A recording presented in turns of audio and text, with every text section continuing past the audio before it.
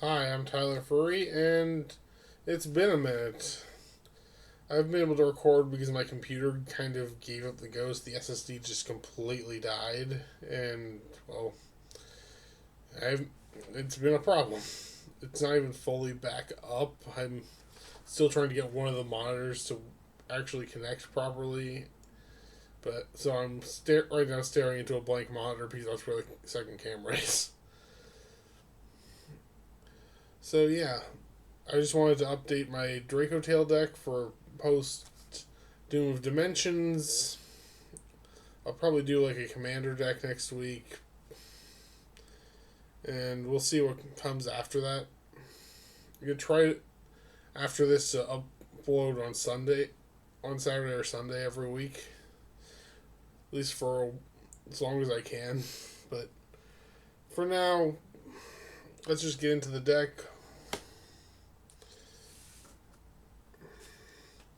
Starting off 3/5 met. Spoilers.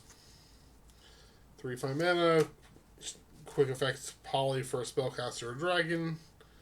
Out of your as a discard from hand. So she's already. So I mean, she is the heart and soul of the deck. 3 Lucius, your Stratos. Like not much else to say. Whoops, I have a Malulu in there. 3 Malulu, poly when he's on field. Monster negate when he uses a fusion material, along with the set that is common to all Dracotail names. 1 Frixel, this is the new guy. When he's summoned, you can revive a Dracotail and then bounce any Dracotail on your field. So you can revive and bounce a Phimena. You can revive Lucius or Malulu and bounce him. You can bring back and bounce Pan or Gula, your monster destroy, and your spell trap destroy. Pan is always when fusion dies, you can bring back you can bottom him to bring back a Dracotail, and then Urgula, you bottom him, target a spellcaster Dracotail in your graveyard, add it back to your hand to recycle 5 mana primarily. I just love all the utility and these monsters provide, while still being a reasonably consistent source of card advantage. For the spells, 2 Rhoda for the deck, and if your opponent controls a monster, it is also a poly for a dragon or a spellcaster. Just good flexible card. 3 Rahu, it's your Shadal fusion. You can only use 1 from deck, but all the advantage the monsters give you makes up for that. And it's only a rest of turn lock, unlike, say, a branded fusion, which is a full turn lock. The traps: 1 Flame is a spell negate and draw. 1 Horn is a attack position, compulse and draw. And then the new Sting is graveyard hate, banish 1 monster, banish or a spell trap, then bottom 1 to draw a card. Sting is mostly an include because sometimes you just need the extra. Sometimes you have more searches than you have cards you need at that moment previously, and now Sting helps with that. It's still a good card, and it's a useful piece of utility, so it's worth running. It's just probably the weakest trap nonetheless. Getting into the hand traps: 3 Azuno, 1 Lupus. I'm not playing the full Canine package, just the hand trap package. So, those who aren't aware, your opponent just uses an effect from hand or graveyard. You can special summon Azuno from hand. Azuno can then dump Lupus, who has the same condition to revive itself, and then can perform a quick exceeds that has to use itself for a material. So, classic trade-off package of 3 good cards to 1 not-so-good card. I mean, Lupus is still usable on its own, but you're only making Typhon rather than a rank 5. So it's a visible difference. We'll get into my Xyz package in a little bit. For the more traditional hand traps, 3 Ash Blossom, 3 Ghost Bell, 3 Nibiru, 3 Fua, 3 Perulia. So, Ash, I mean, your opponent's going to be trying to add things, take things out of their deck and add them to the hand or send them to the graveyard. Stop that. Bell, there's a lot of things like in Yummy and in the mirror that try to remove things from graveyard. You can stop that. Mitsu, like you can stop the entire float one tribute effects of the rituals in Mitsu with this. So it's really nice in that matchup if you don't get chain blocked out. Nibiru is not as great into Mitsu, though I have had it come up. But it's solid into Yummy. Does almost nothing in the mirror. And can at least bait Izuna and K9 builds.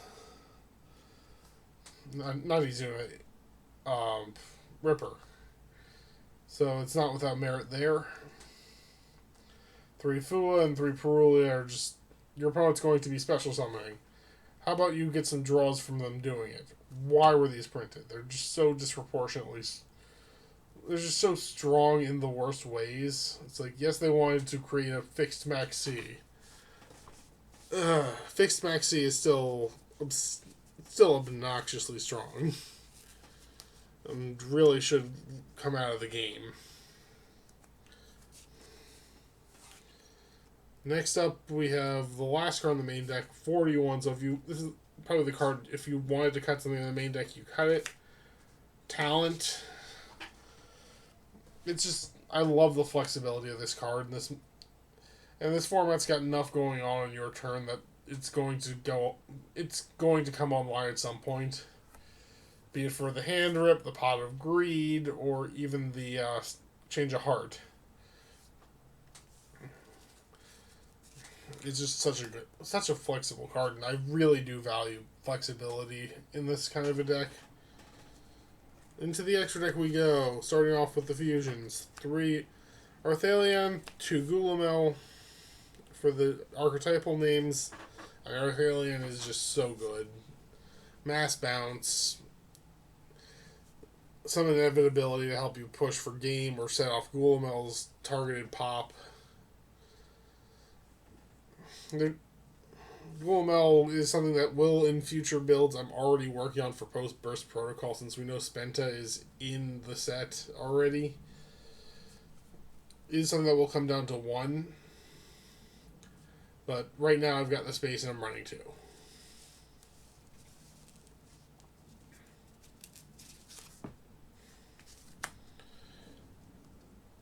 I wish the pop on Gulamel wasn't reactive to a Dracotail name, but the fact that you work with what you got. The other 2 fusions that can be summoned off 5 mana are, of course, Secretarian and Mysterian. Secretarian is the floodgate for the mirror, though it's actually not that hard to out. It's more of a speed bump in that situation, or a super poly target, and can be an extender as well, with its ability to bring back Lucius by bottoming a dragon. And the Mysterian is a jank bottomless. It's not that great into Yummy, but it has applications enough that it stays in for now. This is also being cut once we get into Burst Protocol, between the new fusion and the Magistus package being huge. The Super Volley targets, spoilers for the side deck, Garura and Mud Dragon. I mean, they're not perfect, but they more than get the job done. For the Xyz package, Ripper and Valen are my rank 5s, and then obviously we have the Surrender Button himself. Hand Trap Protection, turn an Izuna into another Izuna to set up for a Valen, if I want to go that route.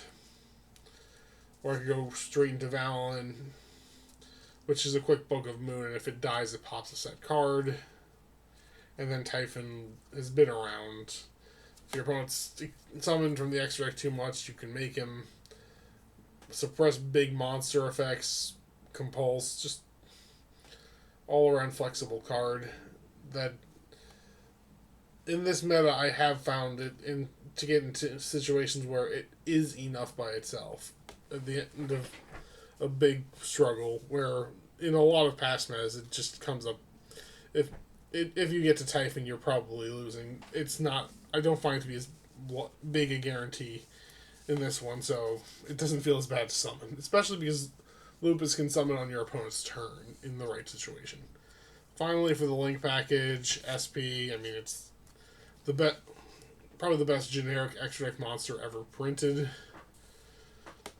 In terms of just, it comes out, it does what you need it to do, and you keep moving. And then Spirit with of Blue and Seals. These are again going to be casualties in Magistus, but for now they stay. Spirit's really just here to turn Lucius into a dragon so you can make Seals with him. An Arthalion. I mean, Seals is a non-targeting compulse that can also summon Bolulu from deck, so both, there's still good utility here.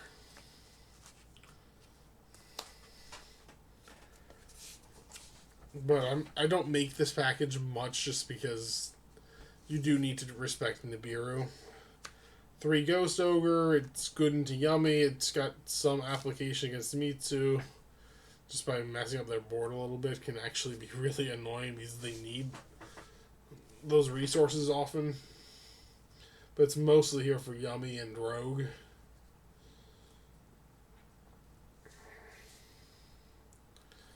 Droll, on the other hand, is great into Mitsu.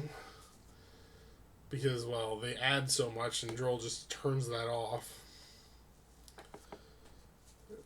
I'm 3 Super Pala is going to be another casualty of the stupid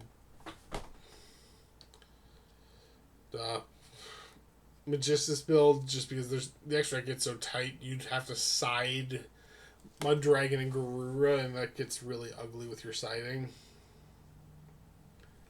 But while you can fit it, it's still amazing. It's even worth considering if with Magistus, if Dracotail becomes really prominent, because you still have it for the mirror. The card that's most likely to be cut from the side, Book of Eclipse. Like, I'm testing Contacting Sea, I'm testing Lightning Storm, I'm testing a couple other things in this slot. I think Contacting Sea is probably going to be what it comes down to when I go to New Haven later this month, but I'm keeping this here for now because it's the thing that's had the most testing. I mean, just immediately flipping a board of monsters face down is still not bad, even if it's frustrating when your opponent reveals Ash Blossom. And finally, as much as you hate losing your damage for the turn, evenly matched is still so strong as a board breaker. Just banishing face down is a really good mechanic. God forbid your opponent stupidly pops it, and they banish everything. But yeah.